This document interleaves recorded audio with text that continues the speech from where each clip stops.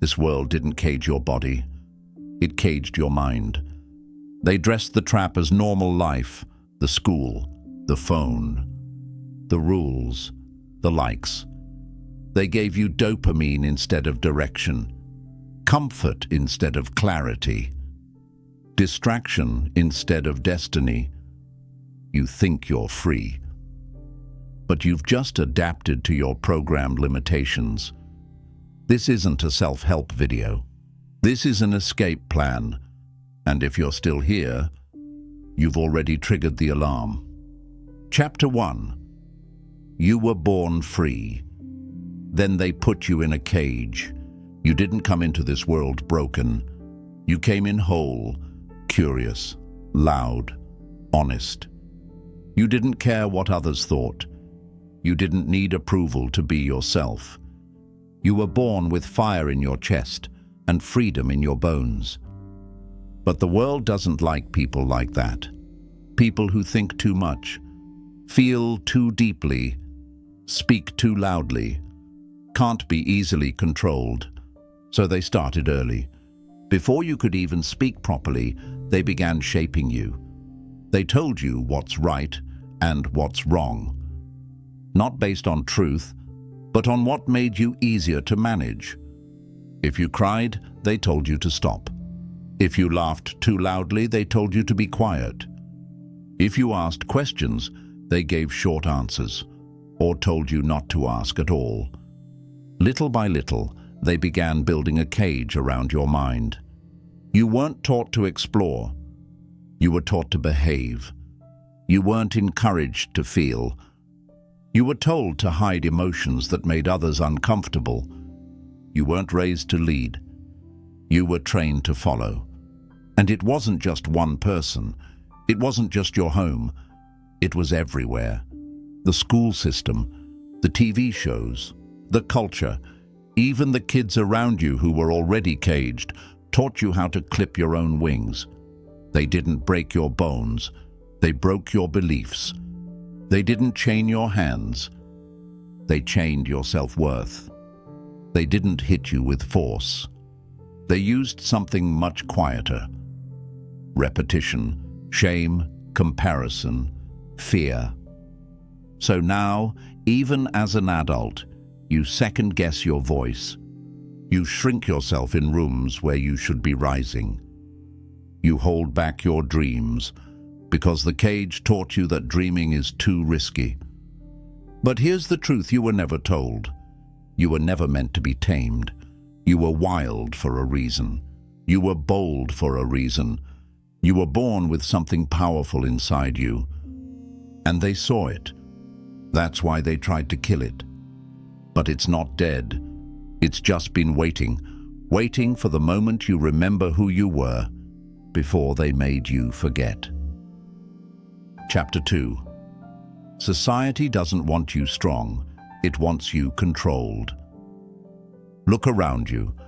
This world isn't built to make you powerful. It's built to make you behave. From the moment you step outside your home, you're met with signs, screens, systems, all pushing the same message: fit in, stay quiet, don't question too much, follow the rules. They don't want you to think freely. They want you to think within their limits. They don't want you to lead. They want you to follow the script. And if you step out of line, they punish you. Not always with pain, but with rejection, with labels, with silence. You were taught early that being accepted means staying in the box. Don't speak too loudly. Don't challenge the teacher. Don't act too different. You see, society doesn't run on truth. It runs on control, and the easiest way to control people is not through violence, but through programming. They create a world where being average is rewarded, where following the crowd is safe, where being bold, being strong, being honest is called too much. Have you noticed? They celebrate people who smile all the time, who agree with everything, who stay busy but never go deep. But if someone speaks real truth, asks real questions, or lives with real conviction, society labels them as crazy, angry, or dangerous. Because strong people can't be controlled. Strong people don't buy what they're told without thinking. Strong people don't beg for approval. Strong people break the system just by existing outside of it. And that's a threat. So what do? They build systems to keep you small. They put you in schools that train you to memorize, not to question. They fill your screens with celebrities and influencers, not thinkers and builders. They feed you fear in the news and feed you fake success in ads, all to keep your mind occupied so you never wake up to how powerful you truly are. Even religion, if twisted, can become a tool for control, not to guide your soul, but to make you obey without understanding. And here's the worst part. After years of being surrounded by this, you start to police yourself. You hold back your dreams without anyone stopping you. You silence your truth without anyone telling you to. You shrink yourself because somewhere deep inside, you were convinced that strength is dangerous and obedience is safe. But strength isn't dangerous. It's necessary. And the people who truly change the world, the people who break cycles, rise above the noise, and build new paths, are the ones who refuse to stay controlled. You were not put here to blend in. You were not born to be tamed. Society has tried to shape you into something small, but there's a part of you they can't reach. A part of you that still remembers freedom, still remembers fire, still remembers who you were before they dimmed your light. That part of you is still alive, and it's time to listen to it again. Chapter 3. They rewarded your silence and punished your fire. They didn't just want you quiet. They made you believe that being quiet was a virtue. Think about it. When you were a child and you asked too many questions, they said, "Stop talking." When you spoke your truth, they said, "You're being rude." When you cried, they said, "Stop being dramatic." And when you showed fire, when you showed strength, they didn't celebrate it. They didn't help you shape it. They tried to shut it down. You were punished for being too alive, too emotional, too intense, too real, because your fire made them uncomfortable. And instead of growing with you, they asked you to shrink. So what happened? You started holding back. You started editing your words. You started pretending to be chill. Even when your heart was burning, you became afraid of your own power. Because every time you used it, it cost you connection. People pulled away. People laughed. People told you in 1,000 subtle ways, if you want to be loved, you need to tone it down. And so, you did. You turned your volume down. You turned your dreams down. You turned yourself down. Not because you wanted to, but because being small felt safer than being real. You were never praised for being bold. You were praised for being polite. You were told you were well-behaved when you ignored your own needs. You were called easy to get along with when you let people walk all over you. They applauded your silence. They clapped when you conformed. They smiled when you stopped fighting. Because a silent person is easier to control. But silence isn't peace. It's just suppressed truth. And over time, that suppressed truth turns into self-doubt, into anxiety, into burnout. Because you're living a life that doesn't match what's inside you. That's why you feel so heavy. That's why you sometimes want to scream, but don't know why. It's because your truth was never gone. It was just buried under years of being punished for being real. And here's what no one told you. That fire you had, that passion, that raw emotion, It was never a flaw, it was your gift. You weren't too much. You were surrounded by people who couldn't handle the light you carried, so they tried to dim it. Not because they were evil, but because they were afraid of their own fire too. But you're not here to live their small version of life. You're here to speak, to feel, to burn brightly, even if it makes people uncomfortable. Because the truth is, only people who have dimmed themselves feel threatened by someone who is fully alive. So let them be uncomfortable. Your job is not to stay silent to make others feel safe. Your job is to rise so fully that your very presence reminds others of what they buried in themselves. You were punished for your fire, but now that same fire is what will set you free. Chapter 4. You were conditioned to fear your own power. There was a time, maybe when you were young, when you felt something inside you that was different, a quiet strength, a deep fire, a knowing that you were meant for something more. You didn't always have the words for it, but you could feel it. In your curiosity, in your boldness, in your hunger to create, speak, lead, or simply be free. That feeling, that was power, raw, unfiltered, real.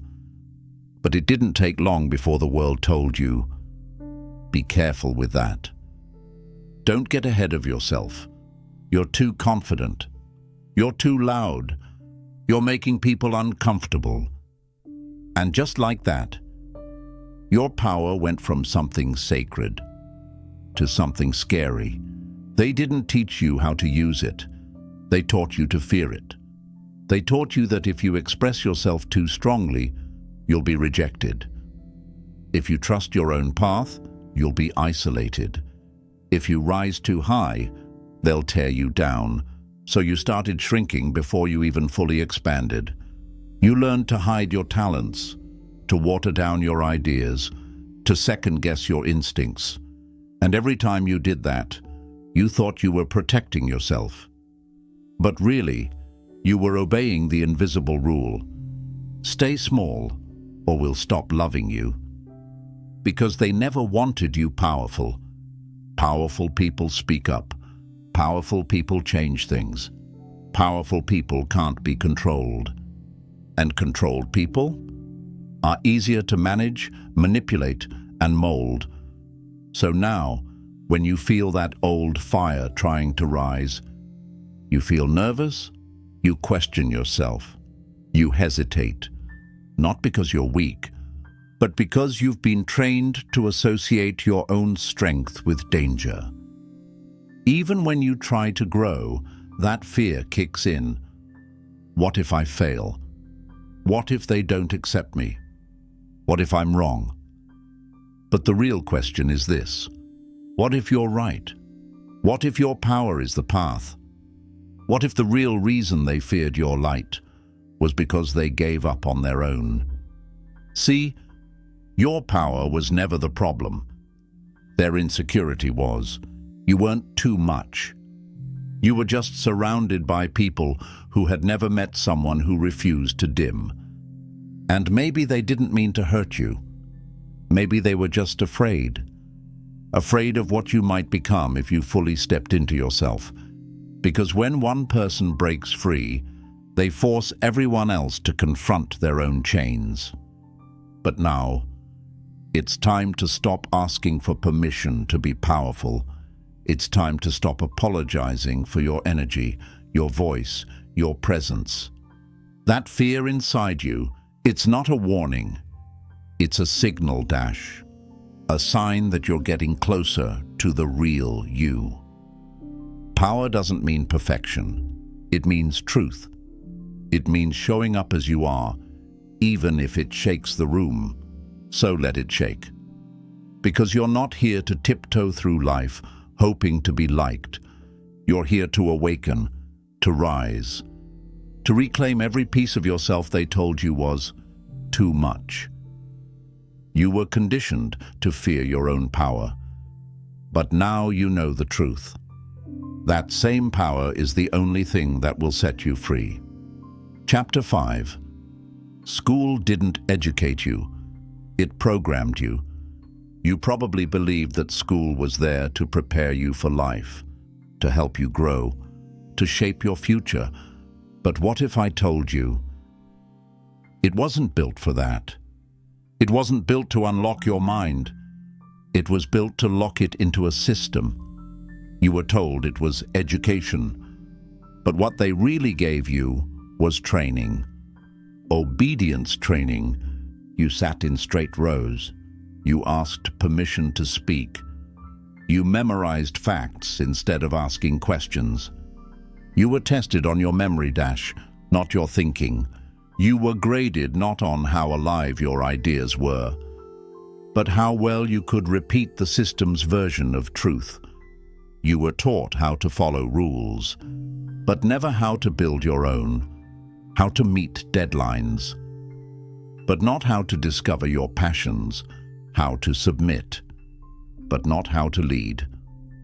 They didn't teach you about emotional intelligence, how to manage stress, how to understand relationships, how to build wealth, how to develop purpose, but they made sure you knew how to take orders, how to sit still, how to wait for the bell, and how to silence yourself to please authority, because the goal wasn't to empower you. It was to prepare you for systems that benefit from your silence. 9-to-5 jobs, corporate structures, social norms, endless routines, so you could function inside their world without ever realizing you were meant to reshape it. You were told what success is: good grades, a safe job, a quiet life. But did anyone ever ask you what you wanted? Did anyone ever tell you that your value doesn't depend on test scores? That your creativity matters more than your report card? That failing doesn't mean you're stupid. It means you're trying something new. Number. Because real education is dangerous to the system. It produces people who question, people who challenge, people who don't accept things just because that's how it's always been. And here's the sad truth. Most people leave school not knowing who they are. They know math formulas they'll never use. They remember historical dates they don't care about. But they don't know how to think for themselves. They don't know how to love themselves. They don't know how to live fully, only how to survive quietly. And maybe you felt that. Maybe you left school feeling confused, anxious, unsure of your place in the world, like something important was missing. That feeling wasn't your fault. That's what happens when you spend years being shaped into someone else's mold, instead of being taught how to shape your own life. But here's the good news. It's not too late to re-educate yourself, to unlearn the lies, to break the programming, to explore again, to question again, to remember who you were before the system trained you to forget. You don't need to be what the system expected. You don't need their permission to think differently. You are not a product. You are not a number. You are not a robot that exists to follow outdated rules. You are a force. And once you remember that, their entire structure begins to crack, because the most powerful kind of mind is the one that sets itself free. Chapter 6. The real you was silenced before it could speak. There was a version of you that never got the chance to live.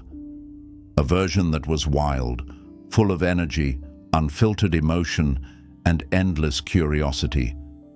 A version that was pure, untouched by shame, fear, or judgment. But you never got to meet that version fully, because the world rushed in too early and told you how to be before you even understood yourself. You were told what was acceptable, what was good behavior, what made you likable, what made you too much. So you learned to study faces, not truths. You started watching reactions, not listening to your own feelings. You learned how to read the room, not how to read your soul. And over time, something strange happened. You stopped expressing, and you started adjusting. That's how it begins. Tiny shifts in your behavior, small edits to your personality, a little less laughter here, a little more politeness there, until one day, you're no longer yourself. You're a version of what you think others will accept. A quiet version, a manageable version, a safe version. Not because you're fake, but because you were afraid to be real. Why? Because the first time you showed anger, they called you out of control. The first time you cried deeply, they said you were too sensitive. The first time you told the truth, they made you regret it. So your mind did what it thought it had to do. Protect you. It told you, don't say that, don't show that, don't feel that. Because somewhere deep inside, you began to associate being yourself with being unloved. And that's the deepest kind of silence. Not the kind where you stop speaking out loud, but the kind where you stop speaking from your soul. You walk into rooms full of people, but feel invisible. You laugh at jokes that aren't funny. You smile when your heart is aching. You say, I'm fine, when you're drowning inside. And the scariest part, you've done it for so long that now, even you forget what the real you even sounds like. But the real you isn't gone. It's just buried. Buried under years of pretending. Buried under shame, performance, and rejection. Buried under expectations you never chose. And it's waiting. Not for the perfect moment. Not for everyone to accept you. But for you to finally stop running from yourself. You don't need to keep hiding. You don't need to be liked by everyone. You don't need to apologize for your energy, your truth, your story. Because your real self, the one you silence to fit in, that's the self with the fire, the courage, the vision, the life force. You were silenced before you could speak, but now you can speak. You must speak. Not just with words, but with presence, with purpose, with power. Because the moment you stop shrinking is the moment you start existing. And once the real you comes alive again, there's no going back. Chapter 7. They used entertainment to keep you numb. They didn't put a gun to your head. They didn't throw you in chains. They just gave you a screen and told you to scroll. And you did. Not because you were weak, but because it was designed that way. You were never meant to be awake. You were meant to be entertained just enough that you'd forget how empty you feel inside. They sold you escape. They gave you music to distract your heartbreak, movies to drown your loneliness, memes to make you laugh while your dreams quietly died in the background. Every time you tried to face yourself, there was something new to watch, something to click, something to chase, another trend, another notification, another show, endless noise. All so you never had to hear the silence of your own truth. Because here's the secret no one talks about. The system doesn't want to destroy you. It just wants you numb. Not dead, not fully alive, just comfortably numb, so you don't fight, so you don't rise, so you don't question the life you're living, so you forget that something inside you has been screaming to break free. And they were smart about it. They made you fall in love with your cage. They gave you endless entertainment, but no meaning. They gave you comfort, but no purpose. They gave you the illusion of connection, while you slowly disconnected from yourself. and you didn't even notice it happening. 1 hour turned into 2. One episode turned into a whole season. One day of scrolling turned into years of not moving forward.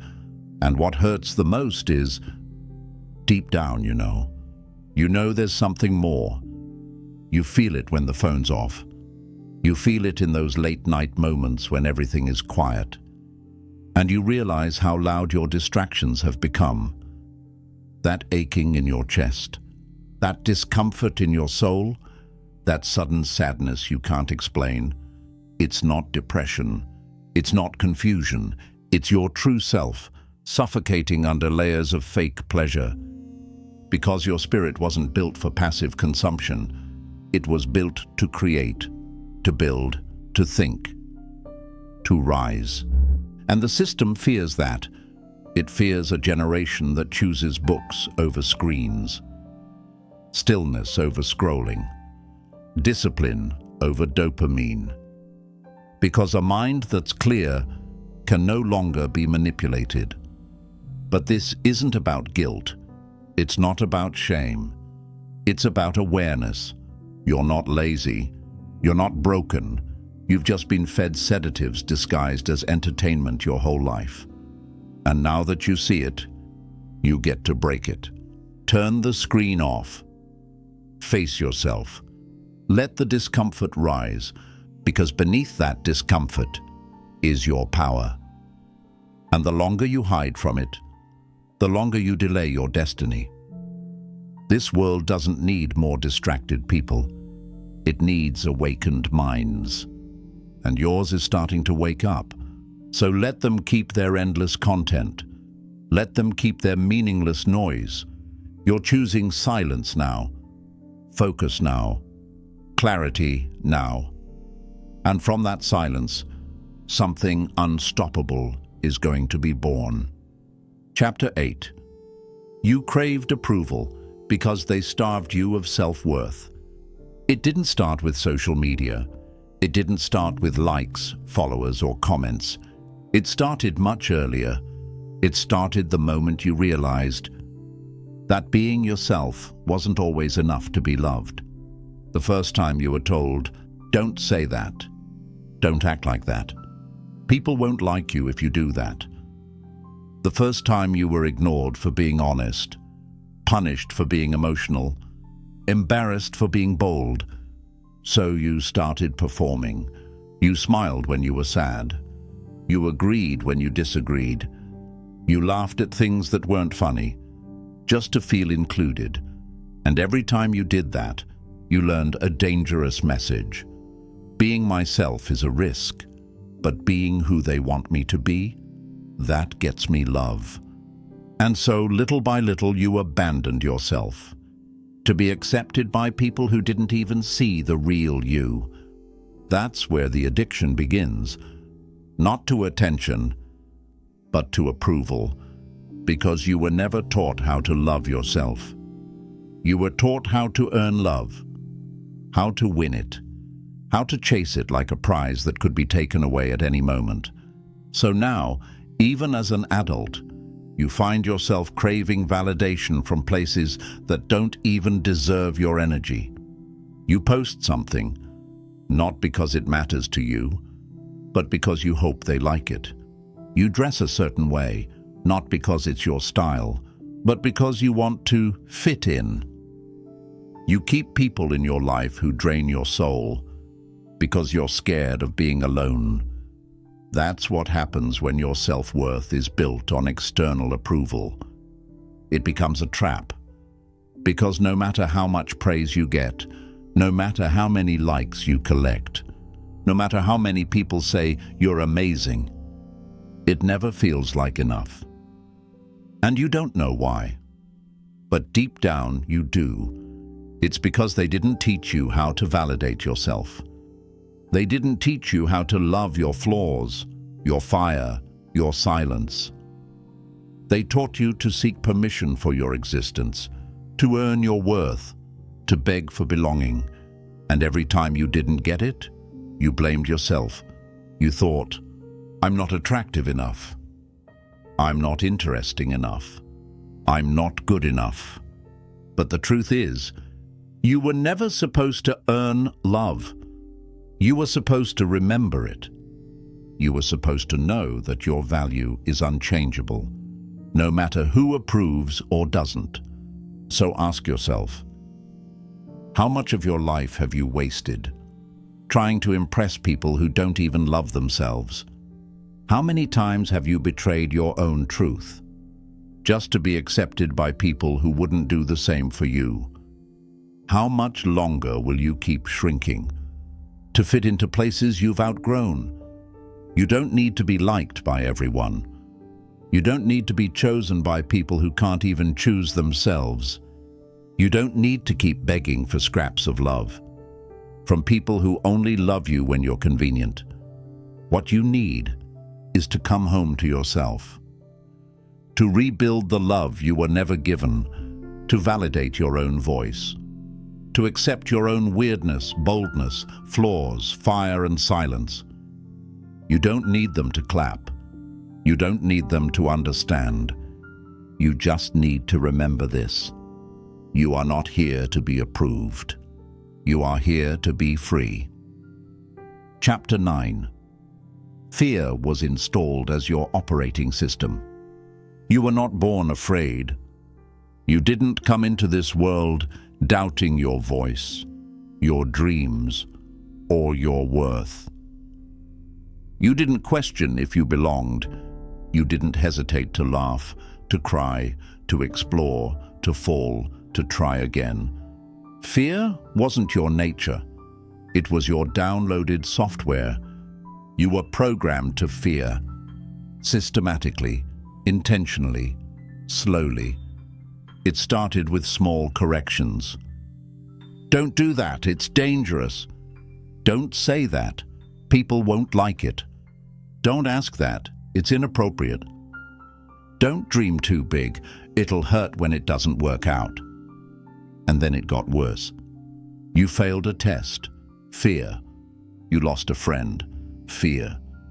You got rejected, fear. Each time life hit you, someone told you to expect less, feel less, be less. They didn't teach you how to process pain. They taught you how to avoid it. And that avoidance became your operating system. So now, before you even try something new, your mind runs the fear script. What if I fail? What will they think?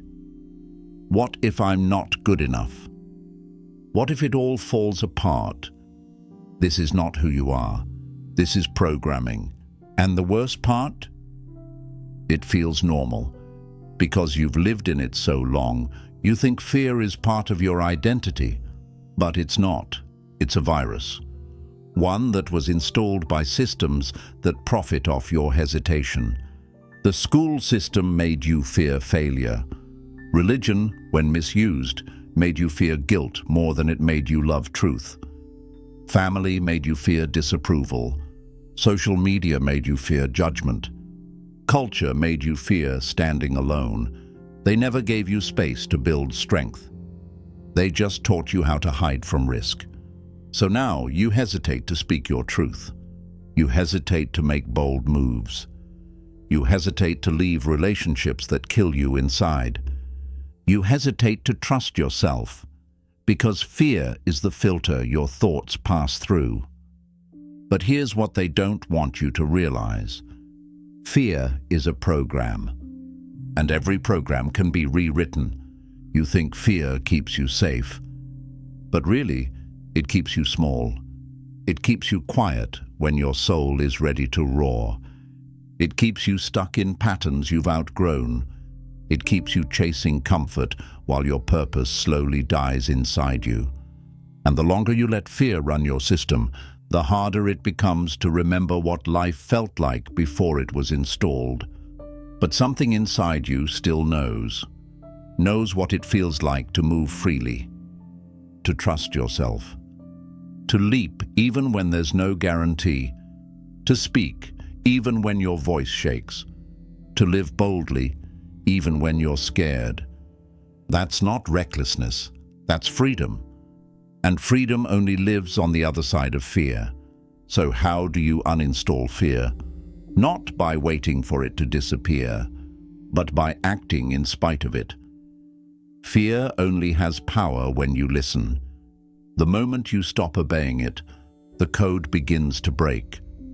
You stop asking, "What if I fail?" And you start asking, "What if I rise?" You stop thinking, "What if I get rejected?" And you start declaring, "If they can't handle the real me, they're not my people."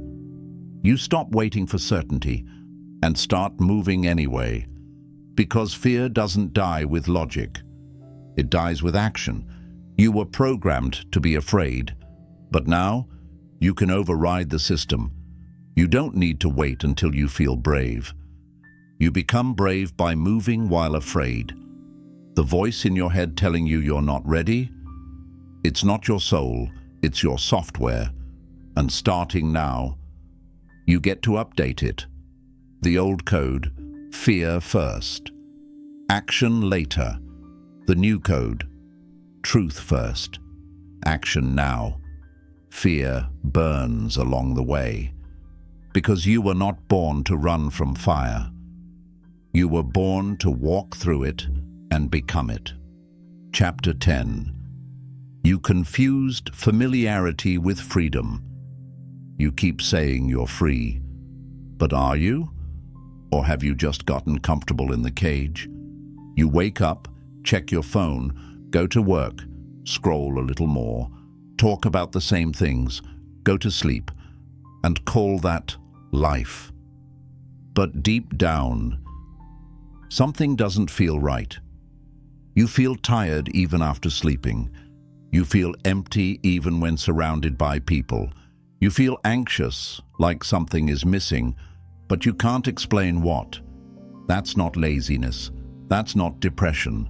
That's your soul whispering, "This isn't freedom, it's just familiar." And familiarity is one of the most dangerous prisons, because it convinces you to stay stuck. Not because you're happy, but because you're used to it. You stay in relationships where your heart is starving, because leaving feels scary. You stay at jobs that drain your spirit, because at least you get a paycheck. You hang out with people who make you feel small, because they've always been around. You repeat the same cycle every day, because breaking it would mean facing the unknown. But here's the truth no one told you. Just because something feels normal doesn't mean it's right for you. You've spent years getting used to a life that doesn't reflect your power. You've normalized things that should have never been okay. You've gotten used to living beneath your potential because you were told that being safe was better than being true. They taught you to settle. They taught you to be realistic. They taught you to find peace in predictability. But here's the trick. Predictability isn't peace. It's programming. True peace doesn't come from repeating routines. It comes from living in alignment with your real self. And the real you was never meant to be tamed by comfort. You were meant to grow, to evolve, to change shape over time, to break patterns, to shed skins, to rise from the ashes of who you used to be. But the familiar doesn't let you do that. It chains you with soft ropes, comfortable routines, mild pleasure, quiet dissatisfaction. And that's how millions of people die without ever living. They weren't in pain. They weren't in crisis. They were just comfortably lost. Their dreams slowly faded. Their courage quietly disappeared. Their fire turned into smoke, so subtle no one noticed it going out. Don't let that be your story. Because the longer you stay in what's familiar, the harder it becomes to imagine anything else. And you'll wake up one day wondering, why does everything feel numb? Why don't I recognize myself anymore? Where did my life go? But there's a way out. It starts with brutal honesty. Ask yourself, am I truly free? or just familiar with the cage? Is my life a reflection of my truth, or a survival pattern I learned years ago? Is this who I really am, or who I had to become to feel accepted? Because once you ask the real questions, you unlock the real answers, and you'll begin to see how many of your choices weren't really choices. They were habits, they were fears, they were inherited beliefs. But now you're awake, and an awakened mind cannot return to sleep. It may feel uncomfortable, even painful, but pain is the price of transformation, and discomfort is the doorway to actual freedom. You weren't born to repeat cycles, you were born to break them, to feel fully, to live deeply, to rise courageously. You've confused familiarity with freedom for long enough. Now it's time to walk into the unfamiliar, to choose growth over comfort, truth over routine, real life over half-alive survival. Because the true prison was never made of walls. It was built from patterns you were too scared to challenge. But now, you see the pattern, you hear the lie, and you're finally ready to live a life that is unfamiliar, but yours. Chapter 11. The weak version of you is a manufactured lie. The version of you that overthinks every move. The version that stays silent when you want to speak. The version that hesitates, apologizes, backs down, gives in. That version isn't you. It's a lie, not a conscious lie, but a programmed one, installed by life, repeated by society, reinforced by trauma. Somewhere along the way, you started to believe you weren't enough, not because you were weak, but because you were taught to believe that strength was unsafe, that your voice was too much, that your truth would cost you love. And so you adjusted. You dulled your edges. You quieted your truth.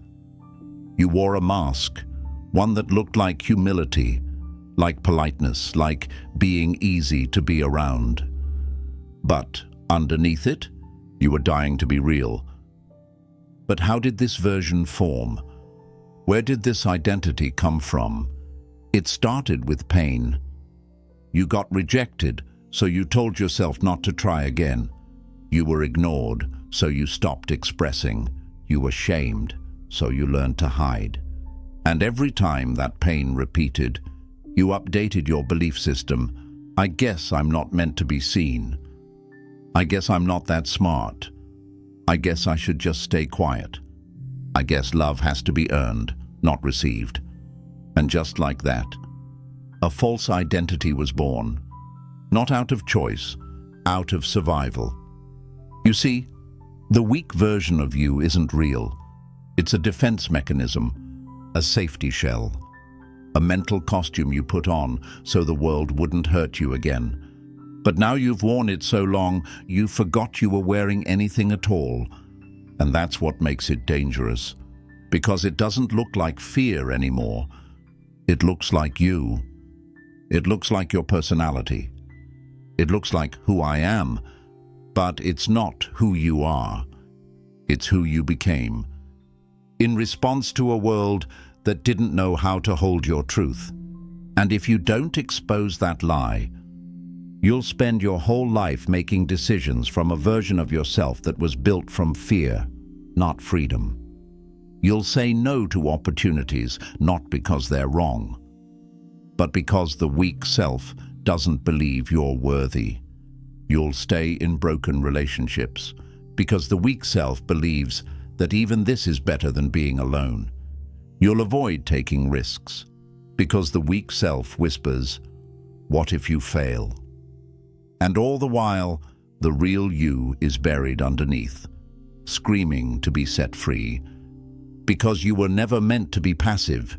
You were never meant to beg for love, tiptoe around truth, or play small just to keep the peace. The real you is fire, director, bold, focused. Loving, yes, but never soft-spoken in the face of injustice. Compassionate, yes, but never spineless in the face of manipulation. Kind, yes, but never compliant in the face of lies. So how do you kill the lie? You stop living in agreement with it. You stop saying, "That's just how I am," and start asking, "Is this really me, or is this who I had to become to feel safe?" You stop defining yourself by your pain and start remembering the version of you that existed before the world told you to change. Because you did exist before the masks. You were whole before the shame. You were real before you had to survive. And now, it's time to return to that. You don't need more motivation. You don't need another self-help video.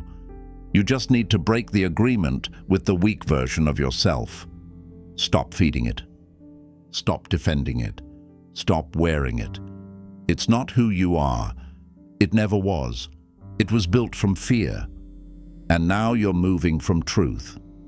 And the moment you reject that lie, you'll feel something strange, like waking up from a long sleep. That's your real self returning. That's your power resurfacing. That's your soul remembering. Because when the weak version of you finally dies, your true life begins. Chapter 12. You're not broken. You're buried. You keep asking yourself, what's wrong with me? Why can't I move forward? Why do I always feel heavy, tired, lost, no matter how hard I try? And every time life gets hard, you go back to that same story. Maybe I'm just broken. But I'm here to tell you something that will change everything. You are not broken, you are buried. Buried under layers of expectation. Buried under years of unspoken grief. Buried beneath the lies you were forced to believe just to survive. Buried inside a world that never gave you space to just be you. From the outside, people see you functioning, but they don't see the weight you're carrying just to make it through the day. They don't see how many times you've had to smile while your soul was quietly falling apart. They don't see the memories you carry, the ones you don't talk about, the ones that changed how you see yourself forever. But you know they're there. You feel them in your silence, in your overthinking, in your tired eyes, in the way you love others more easily than you love yourself. And that pain you carry, it's not weakness. It's evidence that something precious inside you got buried before it ever had a chance to grow. You were never taught how to hold that pain. You were only taught how to hide it. So you did what they told you. You moved on before you healed. You got over it before you understood it. You acted fine before you felt safe. But healing doesn't work like that. You can't heal what you're afraid to look at. You can't free what you've buried in shame. You've spent so long running from what hurt you, you forgot the truth. Your pain is not proof you're broken. It's proof you're human. You see, people don't break. They bend. They twist. They adapt. And when the pressure gets too high, they bury themselves to stay alive. And that's what you did. You buried your joy to stay appropriate. You buried your anger to stay nice. You buried your voice to stay accepted. You buried your truth to avoid being too much. But the real you, the version that's wild, clear, grounded, alive, is still there. It never left. It's just waiting for you to come back. And to come back, you don't need to fix yourself. You don't need to chase perfection. You just need to dig. Dig through the noise. Dig through the stories. Dig through the wounds that told you to stay small. And when you do, you'll find something you forgot was even there. your original self. Before the pain, before the shame, before the world made you forget. That version is whole. That version is wise. That version is powerful. But here's the truth. Coming back to yourself isn't a straight line. It's messy, it's emotional, it's painful. You'll have to unlearn decades of mental noise. You'll have to grieve the version of you that lived for approval. You'll have to sit with the silence you've avoided for years. But if you keep digging, if you keep going, you will feel it. That shift. That moment when the air feels lighter. When your voice feels stronger. When your reflection looks like you again. That's not a new self. That's the buried self, finally rising. So next time you feel broken, pause and say this instead. I'm not broken, I'm buried, and I'm ready to come back to life. Because this is not your ending, it's your uncovering. And what's coming next is the version of you that no one has ever truly met yet, not even you. Chapter 13. The warrior in you has been silent, not dead. There's something inside you, something old, something unbreakable, something that doesn't flinch, doesn't beg, doesn't collapse. You've felt it before, maybe in moments when life knocked the air out of your lungs and you didn't stay down. Maybe when you were betrayed, humiliated, abandoned. And somehow, you still kept walking. You didn't just survive, you endured, quietly, alone, without applause, without rescue. That wasn't luck. That wasn't chance. That was the warrior in you, not the loud, showy kind, not the one who needs to prove anything, but the ancient one, the one made of fire, silence, and unshakable inner steel. But somewhere along the way, you forgot. Not because you were weak, but because the world made you believe that softness meant safety, that silence meant peace, that surrender meant healing. They didn't tell you that if you bury your warrior too deep, your soul will start to ache. Not because you're broken, but because you're bored of pretending to be someone you're not. You see, the warrior inside you didn't die.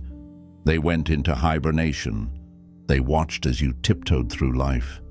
They watched as you shrank yourself for comfort. They watched as you begged for love instead of standing in your worth. But they never judged you. They waited. Waited for the moment you'd finally stop running from your power. Because you weren't built for a soft life. You were built for depth, for meaning, for fire. You're the one who can take pain and turn it into purpose. You're the one who can walk alone, bleeding, and still speak truth. You're the one who can stand in silence and make people shake without saying a word. But you've been conditioned to think power is dangerous, that if you show too much strength, you'll push people away, that if you take up too much space, you'll lose connection. So you hid it, you numbed it, you told yourself you were tired, confused, unmotivated, but that wasn't the truth. You weren't tired. You were unexpressed. You weren't unmotivated.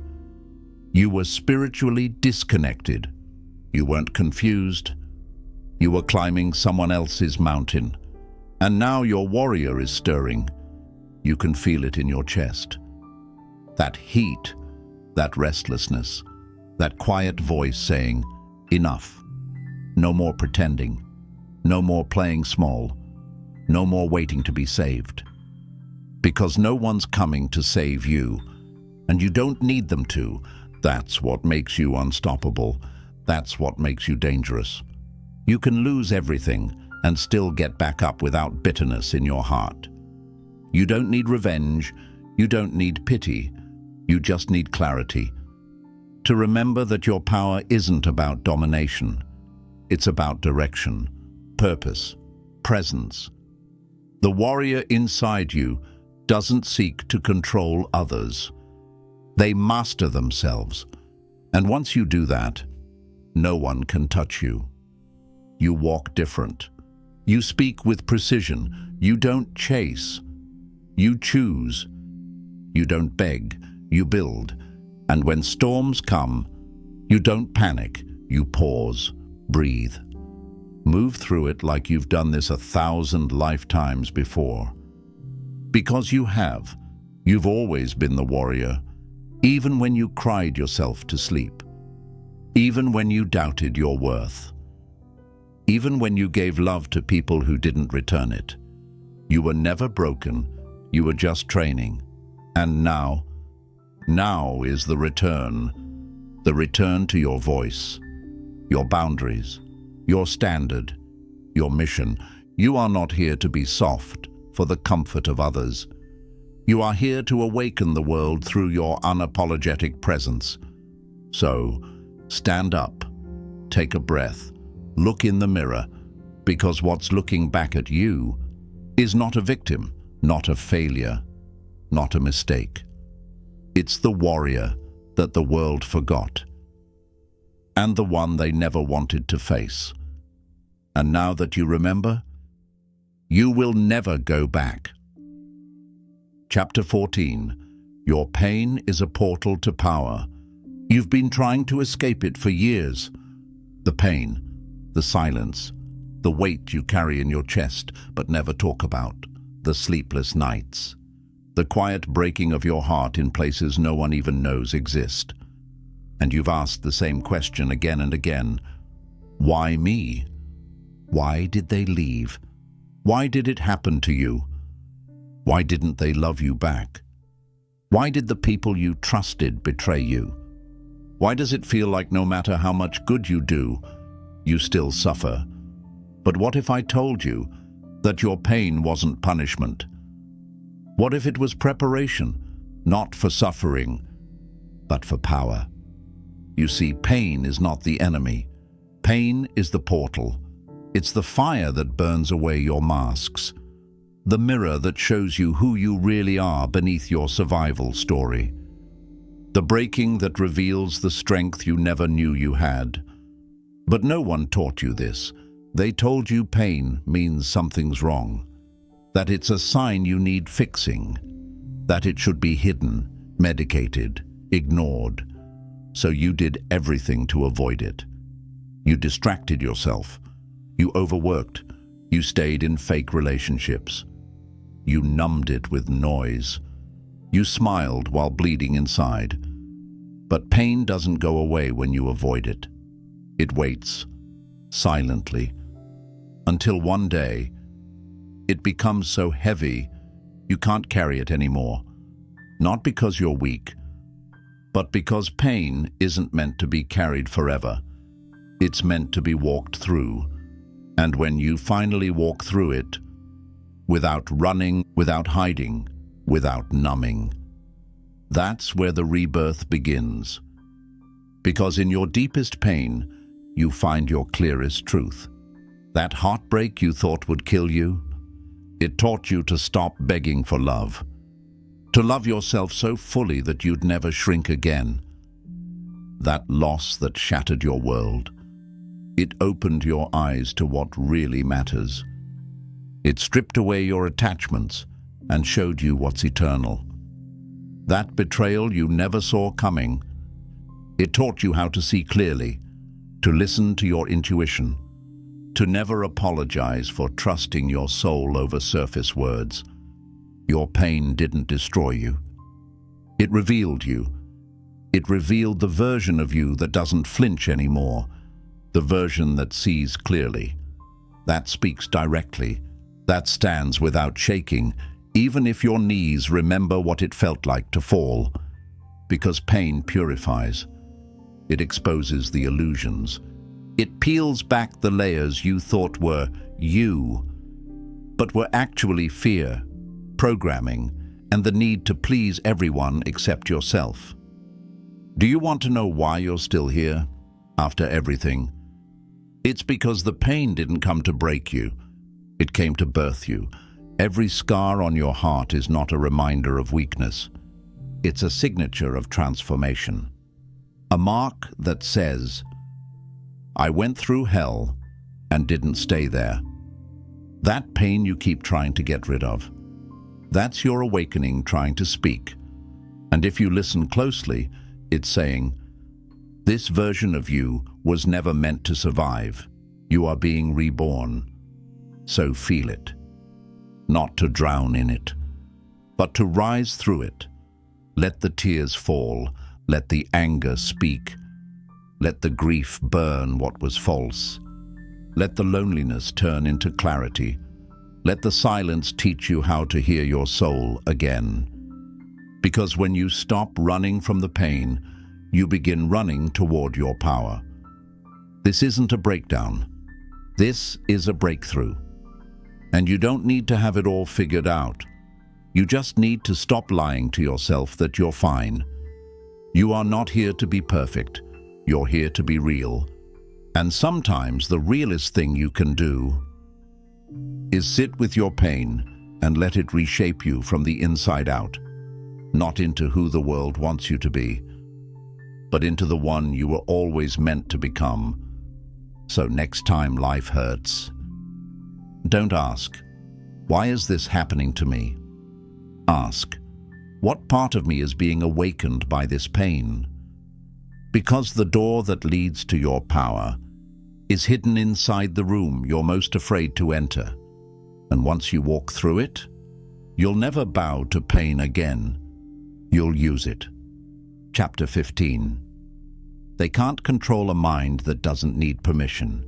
You've been trained to ask, to raise your hand before you speak, to wait for approval before you move, to get permission before you change, heal, leave, grow, or rise. It starts early. You ask to go to the bathroom. You ask to speak your mind. You ask to dress how you want, to think how you want, to live how you want. And if no one gives you permission, you freeze. You wait. You wonder, maybe I'm not ready. Maybe I'm not allowed. That mindset was never yours. It was installed. One rule, one comment, one punishment at a time. You were taught to obey before you were taught to trust yourself.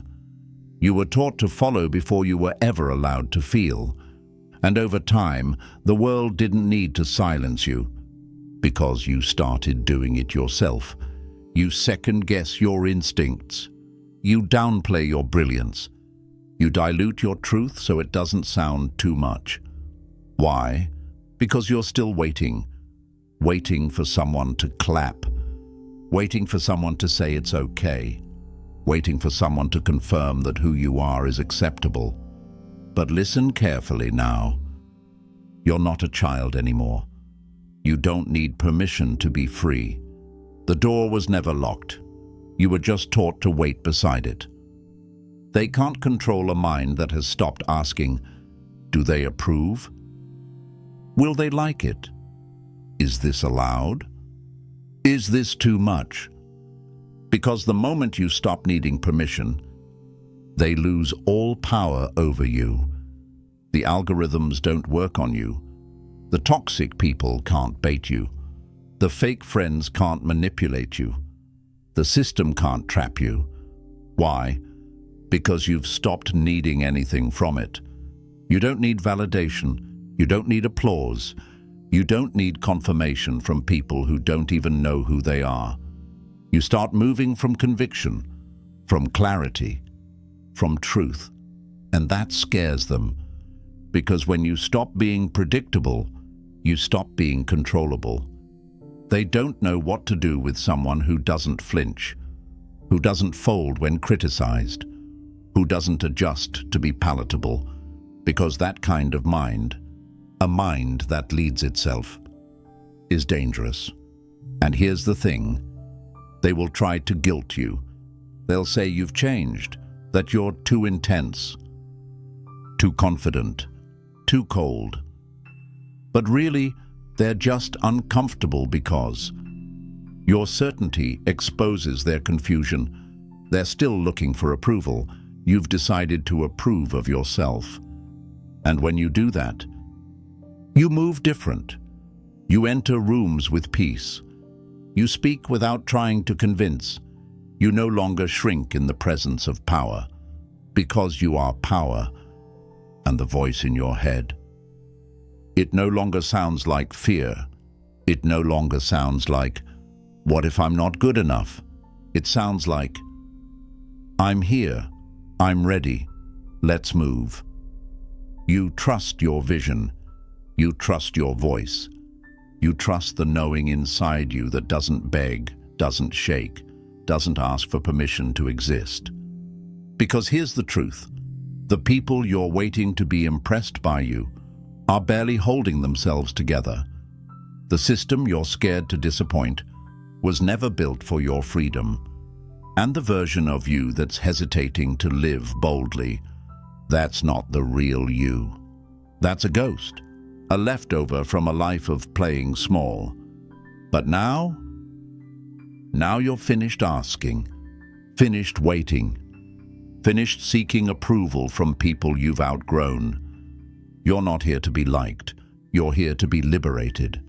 Because once your mind is free, the world follows.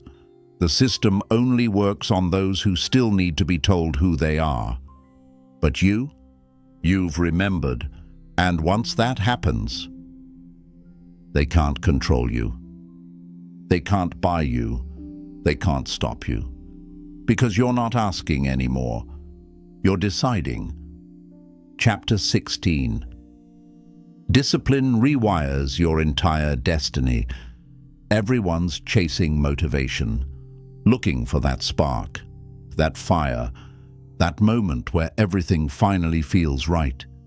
They wait for the perfect morning, the right playlist, the right mood, the right alignment of stars, caffeine, and compliments, just to take action. But let me tell you the truth that no one else is saying. Motivation is a myth. Discipline is the weapon. Motivation is a spark. Discipline is the engine. Motivation shows up when it wants. Discipline shows up regardless. You see, the world taught you to depend on feelings. If you don't feel like it, don't do it. If it doesn't feel good, it's not aligned. If it feels hard, maybe it's not for you. That kind of thinking.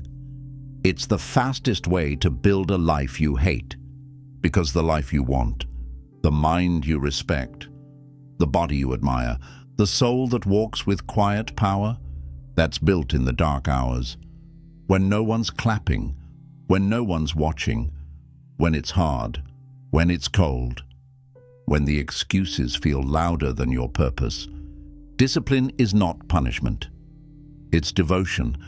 It's how you tell your future self, I'm coming for you. Even if I have to crawl, even if it hurts, even if no one understands. Discipline is a spiritual contract. It's when your soul signs a deal with your future and says, no matter how I feel tomorrow, I show up. Because how you feel, it's not the leader, it's the child. And you don't let a child drive the vehicle of your destiny.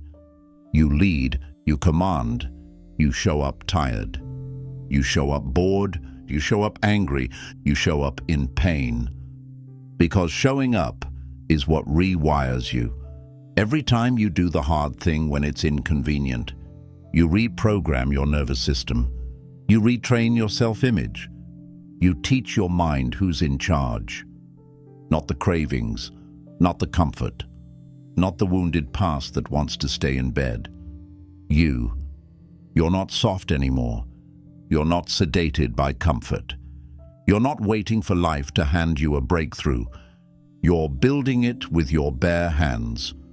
One rep at a time, one truth spoken, one early morning, one ignored excuse, one choice that makes you uncomfortable, but turns you into someone unrecognizable. Because discipline does something Motivation never can. It transforms your identity. You don't just do hard things. You become the kind of person who lives in discomfort without complaint. You start craving the pain because you know on the other side of it is the version of you that nobody can take away. And here's the truth.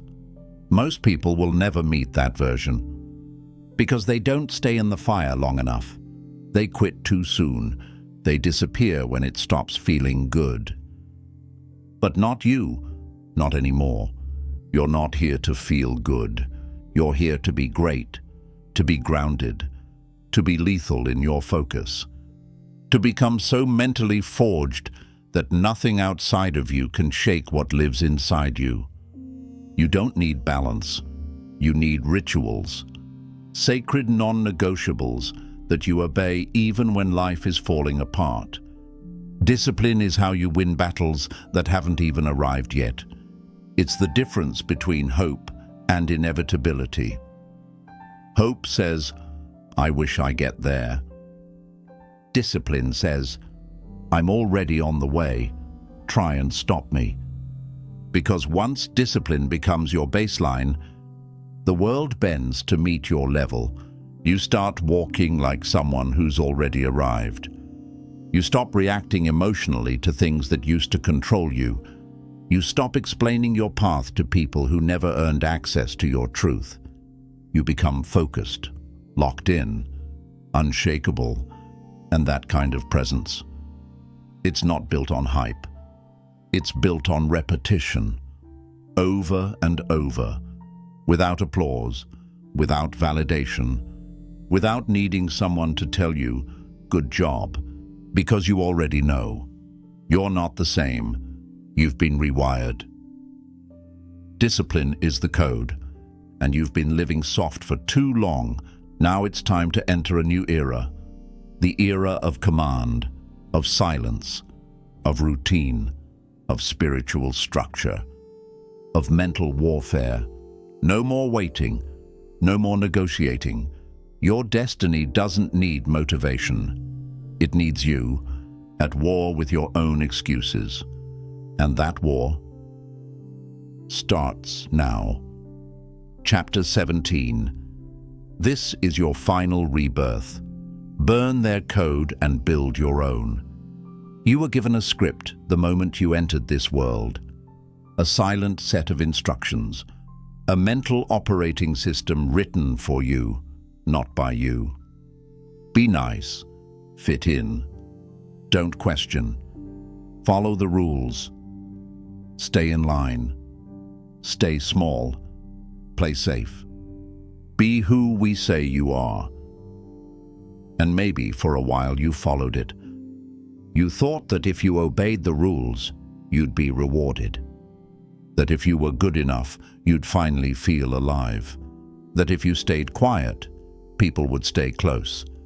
That if you played the part, you'd finally be seen. But now, you see it. It was never about becoming free.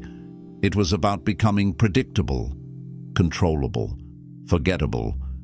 That script didn't teach you how to live. It taught you how to survive inside someone else's system. You see, this entire time, you've been living on borrowed code. You inherited your beliefs. You absorbed your limits. You downloaded your fears. You didn't choose this software. It was installed in silence by your parents, by school, by culture, by every rejection, heartbreak, and expectation that slowly wrote lines of code into your brain. Until one day, you stopped asking, "Is this me?" and just became what the world told you to be. But now, that era is over. This is the moment. The chapter where you stop updating a broken system and start deleting it. Right here, right now, you burn the code, all of it. Every voice in your head that says, "You're too late, too old, too broken, too complicated." Burn it. Every belief that says, "You're not smart enough, You're not ready. You're not allowed. Burn it. Every inherited wound that whispers, stay small. Play safe. Be quiet. Burn it. You don't owe your past anything. Not your loyalty, not your silence, not your suffering. You owe yourself rebirth. You see, rebirth doesn't come with candles and music. It comes with fire, with shedding everything false, with standing in the ashes of who you used to be, and choosing to rise without waiting for applause. This is your final transformation, not into something new, but into something ancient, something true, something untouchable. The version of you that was buried under expectation, fear, and fake smiles. It's done hiding. The masks are melting, the cage is cracking, the old code is collapsing. And now, you build your own, line by line, word by word, day by day. You write a new script that says, I move with conviction. I speak with clarity. I don't ask for permission. I create my own path. I don't beg for love. I become the source of it. I don't live for acceptance. I walk in alignment. I am not here to be liked. I am not here to be tolerated. I am here to be reborn in full command. And if the world can't handle it, let it burn too, because this is not the end of your story. This is the moment your story becomes your own, the moment you stop being a character in someone else's script and become the author of your own reality. No more borrowed rules, no more survival mode, no more diluted truth. Only fire, only clarity, only your voice, your design, your destiny. The mind they programmed was made to be obedient, but the soul that lives beneath it, it was made to break every chain. You were never weak, you were hacked. And now, you are awake. You are dangerous. You are reborn. Now you know. You weren't born broken. You were born brilliant and programmed to forget it. They didn't just teach you weakness. They installed it, line by line, rule by rule, lie by lie. But you listened to the silence beneath the noise. You questioned what you were told to obey. And that questioning, that was your soul breaking through the trap. Because now, you've stopped asking for permission. You've stopped begging to be accepted. You've stopped dancing for approval in a system designed to keep you asleep. And instead, you've built your own mind. With new code, new truth, new power. The old world can't reach you anymore, because once you awaken, once you see the lie for what it is, you don't return to comfort. You rise into command. This isn't self-help. This is self-liberation. And now you carry something far more dangerous than rebellion. You carry clarity. You are the glitch in the matrix. You are the system crash. You are the silent weapon the world never saw coming. So walk like you remember who you are. Speak like every word is rewriting the world. Move like nothing can stop you, because the mind they tried to weaken has now become your greatest weapon. And this time, you're the one holding the pen.